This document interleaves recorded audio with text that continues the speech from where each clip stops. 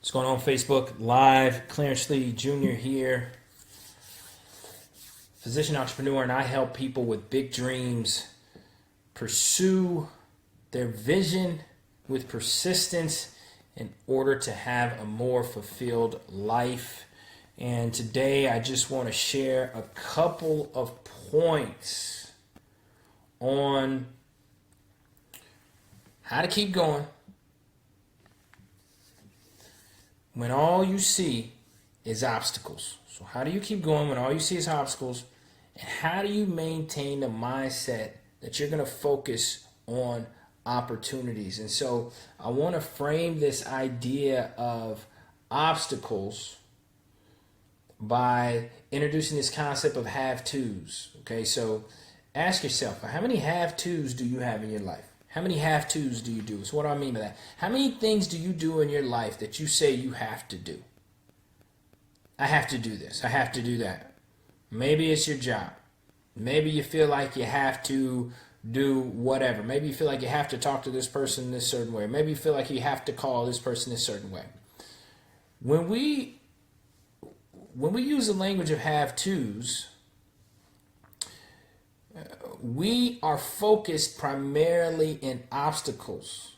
Okay, so you say, why is your have-to a have-to? Or what is that? What is the obstacle that your have-to is succumbing to? All right, so that's how I want you to frame what an actual obstacle is in your life. And this is what I teach. Obstacles are going to come, right? Obstacles are going to come. Your life is not going to be obstacle-free ever. But the idea is that you have to make sure that your mindset stays focused on opportunities even in the midst of obstacles. All right. So one of the examples I use in the book is I talk about people that grew up with dyslexia. So this is a condition that haunts a lot of people. So it's a condition that a lot of individuals have.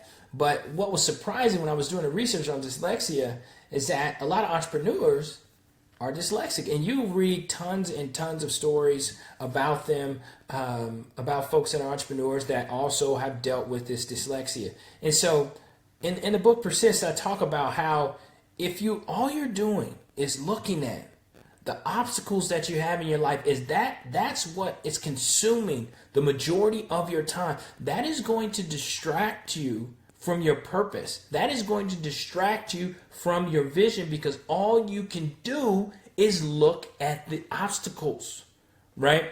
So another way I like to explain this is if you got somewhere to go, right?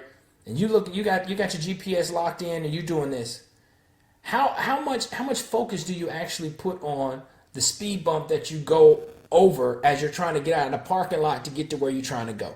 That's how I see obstacles in your life. These are speed bumps that are just in the way of you getting to where you needed to go. Now, if you didn't have that GPS locked in to a certain location, you could get distracted by a speed bump.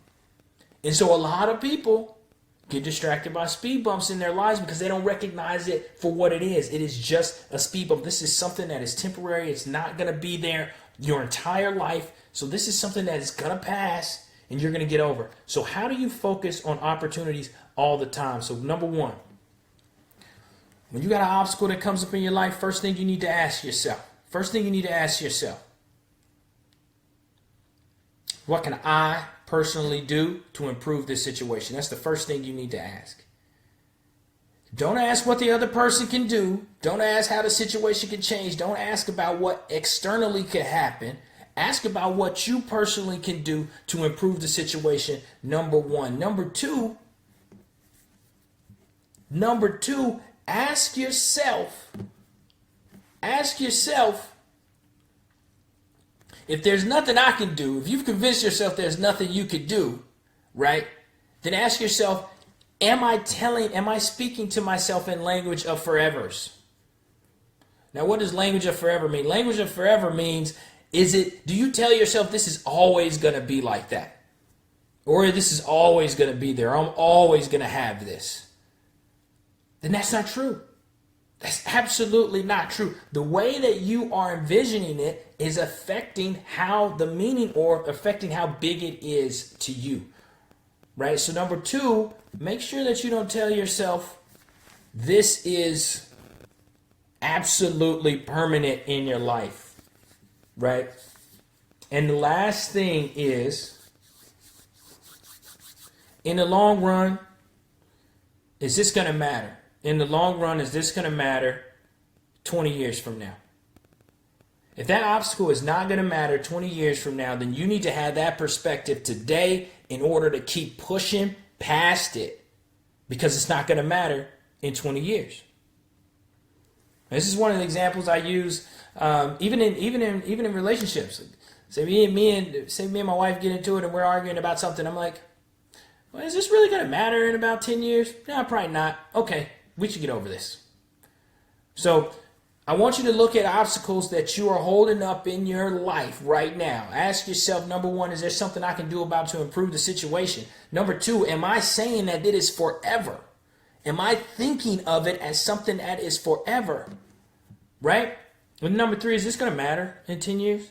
And if it's not, then you get to the opportunity. So how do you focus on opportunities all the time? I gave the example of having it locked into your GPS. Your GPS knows where it is going. It does not change the destination. Even if you go off track, it tells you how you can get back to that destination. That is how you have to think about obstacles in your life. We all will have detours, left, right turns that we have to make. How do you see that, and how do you reroute yourself back to where you're trying to go? That's how you have to think about it. This is temporary. It's not going to be there forever. I can improve this situation, and I'm going to make sure I reroute myself back to where I'm trying to go. Obstacles, opportunities. You want to focus on opportunities. So, and persist. We're talking about the book. Got the book coming out. I'm about to release some pre-orders that are coming up. This is one of the chapters where I talk about circumstances. I feel like this is very, very, very applicable to most people. Their situation is what is stopping them. Their situation is the excuse that they've told themselves to why they have quit on their vision. And so that's the main reason I wrote this book. It's because my passion lies in helping people to get past those things, seeing past it, persisting through those things in order to get your vision, because it's not always going to be easy. It's not always going to be a walk in the park, right? So I'm going to be releasing some pre-order links coming up later this week. I would love to hear from you guys. Talk more about obstacles, talk more about keeping a positive mindset, persisting through adversity, and making sure you keep that opportunity in front of you. And the last piece on opportunity before I let you guys go, last thing on opportunity. Your opportunity that you're looking at has got to be big. It's got to be big enough. It's got to be exciting enough that you're going to be able to push through whatever you need to push through. So now if you're watering down the vision in the beginning, so then you might get one wall that hits you, or you might get one door that closes on you, and that might be enough for that vision because that vision was this small, right? But if the vision is up here, right? If the vision up here and I'm pushing for something that is amazing, then I might have enough. I might have enough to push through 4, 5, 6, 7, 8 different doors. Everybody knows my story. I mean, how many times I had to apply to medical school? People think I'm crazy, man. You know, people are like, oh my gosh, you applied 500 times. How in the world? You know, I would have applied 50 times and gave up, you know? Right, but if that opportunity, if that's big enough, if your vision is big enough, you will have enough. You will have enough in your tank to keep going after it. All right, so comment down below, share this video. Let me know what you think. Shout out to my brother Khalif. Shout out Khalif for checking in with me, man. I will see you